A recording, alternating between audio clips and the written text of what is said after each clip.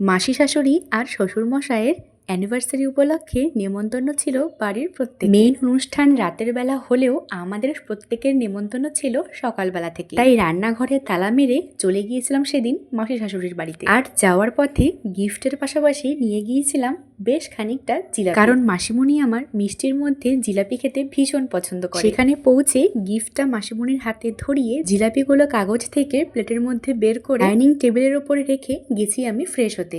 Bathroom থেকে বেরিয়ে দেখি প্লেটের মধ্যে একটাও জিলাপি নেই। বাড়িতে আছি আমরা 6 থেকে 7 জন মতো, সবার সামনে দিয়ে এক প্লেট জিলাপি কিভাবে চুরি হয়ে গেল সেটাই আমরা বুঝে উঠতে পারছিলাম না। এদিকে মাসিমণির সবচেয়ে পছন্দের মিষ্টি আমি নিয়ে গেছি, তাও উনি খেতে পারলেন না। এটা ভেবে ভেবেই এত ভালো একটা দিনেও ওনার মনটা ভীষণ খারাপ হয়ে গেছিল। তাই মাসিমণিকে খুশি করার জন্য কাউকে কিচ্ছুটি না জানিয়ে ঝটপট রান্নাঘরে গিয়ে 10 মিনিটের মধ্যে বানিয়েছিলাম এই জিলাপি। জিলাপি পেয়ে মাসিমণি আমার বেজায় খুশি।